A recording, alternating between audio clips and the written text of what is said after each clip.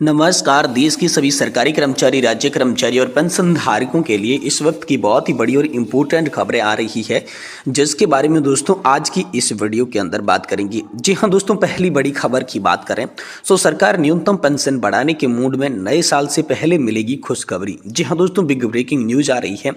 EPS 95 के तहत न्यूनतम पेंशन 7,500 रुपये, इसका लाभ नहीं मिलेगा। सरकार का इसको लेकर दोस्तों आप सभी के लिए बड़ा बयान निकल कर सामने आया है। तो दोस्तों सरकार का न्यूनतम पेंशन 7,500 को लेकर क्या बयान निकल कर आया, बिग ब्रेकिंग न्यूज निकल कर आई है। नए साल में क्या पर आप सभी को क्या खुशखबरी मिल सकती है, इसके बारे में दोस्तों आज की इस वीडियो के अंदर संपूर्ण रूप से जानकारी आप सभी को दी जाएगी। वहीं दोस्तों बात करेंगे, सरकारी कर्मचारियों को शानदार तोहफा दिया गया है। इलाहाबाद हाईकोर्ट ने दिया तोहफा। तो आखिरकार सरकारी कर्मचारियों के लिए क्या खुशखबरी है, इलाहाबाद हाईकोर्ट ने आखिरकार कौन सा शानदार तोहफा सरकारी कर्मचारियों को दिया है, इसके बारे में भी दोस्तों आज की इस वीडियो के अंदर बात करेंगे। और वहीं अंत में बात करेंगे, इंतजार खत्म, DA और DR 54% की घोषणा, 18 माह का एरियर एक किस्त में जारी, कैबिनेट की बैठक समाप्त, 8वें वेतन आयोग के गठन को लेकर बड़ी खबर है। 65 साल पे मिलेगी 28% पेंशन बढ़ोतरी। जी हाँ दोस्तों, सभी कर्मचारी और पेंशनर्स के लिए बड़ी खबर आ गई है। आज आप सभी के लिए बड़ी खबर आई है। DA और DR के साथ साथ 18 महीने के बकाया एरियर को लेकर भी आप सभी के लिए इंपोर्टेंट खबर आई है। तो इसके बारे में भी आज की इस वीडियो के अंदर बात करेंगे। इसीलिए आप सभी पेंशन धारकों से निवेदन है कि दोस्तों आज की इस वीडियो को आप लास्ट तक देखिएगा, और साथ ही हमारे चैनल पर नए हैं तो दोस्तों चैनल को भी सब्सक्राइब जरूर कर दीजिएगा। तो चलिए दोस्तों, बिना किसी देरी के संपूर्ण खबरों को विस्तार से इस वीडियो के अंदर जान लेते हैं। सबसे पहली बड़ी खबर की बात करें तो यहाँ पर सरकार न्यूनतम पेंशन बढ़ाने के मूड में, नए साल से पहले मिलेगी खुशखबरी। जी हाँ तो दोस्तों, न्यूनतम पेंशन 7,500 रुपये के लाभ को लेकर सरकार का क्या बयान है, चलिए इसके बारे में बात करते हैं। सरकार ने कर्मचारियों की पेंशन योजना यानी कि EPS के तहत न्यूनतम पेंशन बढ़ाने की मांग पर प्रक्रिया दी है। वर्तमान में EPS 95 जो कर्मचारी भविष्य निधि संगठन यानी कि EPFO द्वारा संचालित है, वह अपने सदस्यों को न्यूनतम 1,000 रुपये प्रति माह की पेंशन प्रदान करता है। तो दोस्तों लोकसभा में पेंशन वृद्धि का आप सभी के लिए बड़ा मुद्दा उठाया गया है। लोकसभा में सांसद उमेश भाई ने सरकार से EPS 95 के तहत न्यूनतम पेंशन राशि बढ़ाने की योजना पर सवाल उठाया। उन्होंने ये पूछा कि EPS 95 में कितनी वृद्धि की जा सकती है, ये कब लागू होगी। इसके अलावा उन्होंने अनक्लेम्ड भविष्य निधि और पेंशन राशियों की जानकारी भी मांगी। पूछा कि क्या सरकार इन्हें कर्मचारियों को लौटाने की योजना बना रही है।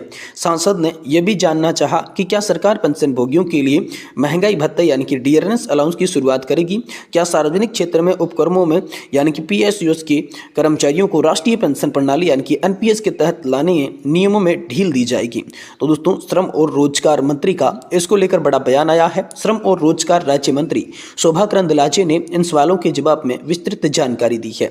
उन्होंने बताया कि सरकार न्यूनतम पेंशन बढ़ाने पर विचार कर रही है, लेकिन फिलहाल न तो कोई राशि तय की गई है और न ही कोई समय सीमा इसके लिए तय की गई है।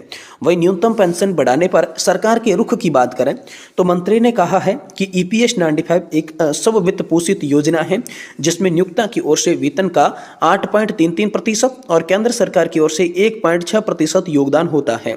इस योजना के तहत सभी लाभ जमा राशियों पर दिए जाते हैं। उन्होंने आगे बताया कि सरकार ने पहले भी बजटीय समर्थन देकर न्यूनतम पेंशन 1,000 रुपये प्रति माह तक बढ़ाई थी। हालांकि योजना में ऐसे बजटीय समर्थन का भी प्रावधान नहीं है। वहीं अनक्लेम्ड भविष्य निधि खातों के विवरण को लेकर बात करें तो मंत्री ने यह भी स्पष्ट किया कि EPF खातों में कोई अनक्लेम्ड राशि नहीं है। हालांकि कुछ खाते निष्क्रिय श्रेणी में आते हैं, जिनके लिए दावेदार मौजूद हैं। 31 मार्च 2024 तक ऐसे खातों में 8,505.23 करोड़ रुपए की राशि है। पिछले 3 वर्षों में निष्क्रिय खातों में 7,576 करोड़ की दावे निपटाई गई हैं। वहीं पेंशन में महंगाई भत्ते की मांग को लेकर बात करें तो महंगाई सूचकांक के आधार पर EPS की मासिक पेंशन को जोड़ने की मांग को सरकार से असंभव बताया। 2018 में एक उच्च स्तरीय समिति ने इस पर विचार किया था, लेकिन स्व-वित्त पोषित योजना होने के कारण इसे व्यवहारिक नहीं पाया गया। कुल मिलाकर निष्कर्ष की बात करें तो सरकार ने EPS के तहत न्यूनतम पेंशन बढ़ाने पर विचार करने की बात कही, पर महंगाई भत्ता न देने को असंभव बताया। फिलहाल इस पर कोई ठोस निर्णय नहीं लिया गया है। इसी के साथ ही सरकार ने EPF खातों की स्थिति और पेंशन से जुड़े अन्य मुद्दों पर भी स्पष्टता यहाँ पर प्रदान कर दी है। तो आप सभी के लिए हाल फिलहाल में ये बहुत ही बड़ी और इम्पोर्टेंट खबर निकल कर सामने आ रही है। वहीं दोस्तों आप सभी के लिए अगली बड़ी खबर की बात करें तो इंतजार खत्म, DA और DR 54% की घोषणा, 18 महीने के एरियर को लेकर भी बड़ी खबर है। कैबिनेट की मीटिंग आप सभी के लिए समाप्त हो चुकी है। 8वें वेतन आयोग के गठन को लेकर बड़ी खबर है। 65 साल से मिलेगी 28% पेंशन बढ़ोतरी। तो सभी कर्मचारी और पेंशनर्स के लिए डीए और डीआर को लेकर जरूरी खबर आई है। तो चलिए इसके बारे में भी विस्तार से बात करते हैं। दोस्तों, केंद्र सरकार ने हाल ही में सरकारी कर्मचारियों और पेंशन धारकों के लिए महंगाई भत्ता यानी कि डियरेंस अलाउंस और महंगाई राहत यानी कि डियरेंस रिलीफ में 3% की वृद्धि की घोषणा की। यह वृद्धि 1 जुलाई 2024 से प्रभावित होगी। इसी के साथ डीए और डीआर की दर बढ़कर 53% हो गई। यह निर्णय लगभग 1.14 करोड़ केंद्र सरकार के कर्मचारियों और पेंशन धारकों को लाभान्वित करेगा। इस बड़े अपडेट के साथ 18 महीने के बकाया को लेकर भी चर्चा तेज हो गई है। कोविड-19 महामारी के दौरान डीआर और डीए में वृद्धि रोक दिया गया था, जिसके कारण कर्मचारियों और पेंशन धारकों का 18 महीने का बकाया जमा हो गया है। अब सरकार इस बकाये को जल्द से जल्द जारी करने की योजना भी बना रही है।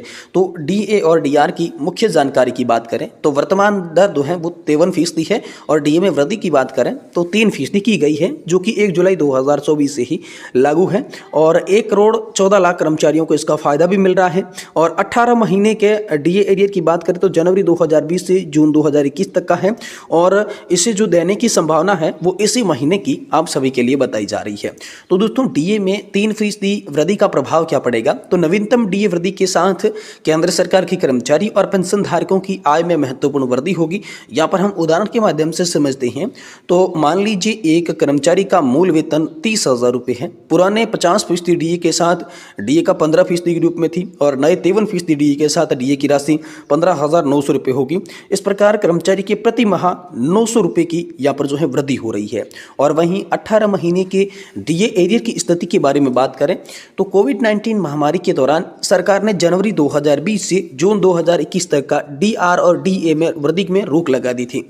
इस अवधि के दौरान 3 डीए वृद्धि की और यहाँ पर किस्त जो है वो रोक दी गई थी। अब सरकार इसका बकाया राशियों को जारी करने पर विचार कर रही है। तो दोस्तों, डीए एरियर के बारे में महत्वपूर्ण बिंदुओं की बात करें तो इसकी जो 18 महीने की बकाया अवधि बताई जा रही है, लगभग 1 करोड़ से अधिक इससे जो है प्रभावी होने वाले हैं कर्मचारी। और प्रति कर्मचारी अनुमानित जो राशि बताई जा रही है वो लगभग 2 से 3 लाख रुपये बताई जा रही है और इसी महीने में आप सभी के लिए ये राशि जारी की सकती है, ऐसी संभावना दर्शाई जा रही है। तो डीए एरियर जारी करने की संभावना के मुख्य चरण क्या है, कैसे जारी हो सकता है? तो सबसे पहले कैबिनेट की मंजूरी मिलेगी, वित्त मंत्रालय द्वारा इसके लिए आदेश जारी होगा, फिर विभागों द्वारा बजट का इसको लेकर आवंटन किया जाएगा। बजट के आवंटन के बाद कर्मचारियों के खाते में राशि स्थानांतरित होगी। तो 4 मुख्य यहाँ पर टॉपिक से गुजरने के बाद डीए एरियर आप सभी के लिए जारी होगा। तो वहीं दोस्तों, डीए और डीआर एरियर का महत्व क्या हो जाता है? तो महंगाई भत्ता और उनके बकाया का सरकारी कर्मचारी और पेंशनधारकों के जीवन पर महत्वपूर्ण प्रभाव पड़ता है। यह न केवल उनकी क्रय शक्ति को बढ़ाता है बल्कि अर्थव्यवस्था में भी सकारात्मक प्रभाव को डालता है। तो भविष्य में डीए वृद्धि की बात करें तो सरकार आमतौर पर साल में 2 बार डीए में संशोधन करती है, जनवरी और जुलाई में। अगली डीए की वृद्धि मार्च 2025 में होने की उम्मीद है, जो जनवरी 2025 से प्रभावी होगी। तो आने वाले समय में डीए से संबंधित सभी घटनाक्रम क्या हो सकते हैं, इसके बारे में बात करें तो मार्च 2025 में अगली डीए की वृद्धि की घोषणा हो सकती है। जुलाई 2025 में डीए दर में और बढ़ोतरी हो सकती है और दिसंबर 2024 का ये जो डीए है वो भुगतान आप सभी के लिए हो सकता है। वहीं कर्मचारी संगठनों की प्रमुख मांगों के बारे में बात करें तो डीए एरियर का तत्काल भुगतान हो, भुगतान को एक मुश्त राशि के रूप में करें, भविष्य में डीए रोकने पर प्रतिबंध लगाएं और एरियर्स पर बकाया का ब्याज दिया जाना चाहिए। ये दोस्तों यहाँ पर मांगे हैं। तो डीए और पेंशन के संबंध की बात करें तो डीए न केवल वर्तमान कर्मचारियों को प्रभावित करता है बल्कि पेंशन धारकों के लिए भी महत्वपूर्ण है। पेंशन धारकों को डियरेंस रिलीफ के रूप में सम्मान मिलता है। पेंशन धारकों के लिए डीआर के महत्व की बात करें तो मुद्रास्फीति में सुरक्षा मिलती है, जीवन यापन की लागत में वृद्धि और भरपाई होती है और सेवानिवृत्ति के बाद जीवन स्तर बनाए रखने के लिए डीआर महत्वपूर्ण है। तो ये बड़ी खबर आप सभी के लिए हाल फिलहाल में निकलकर सामने आ रही है।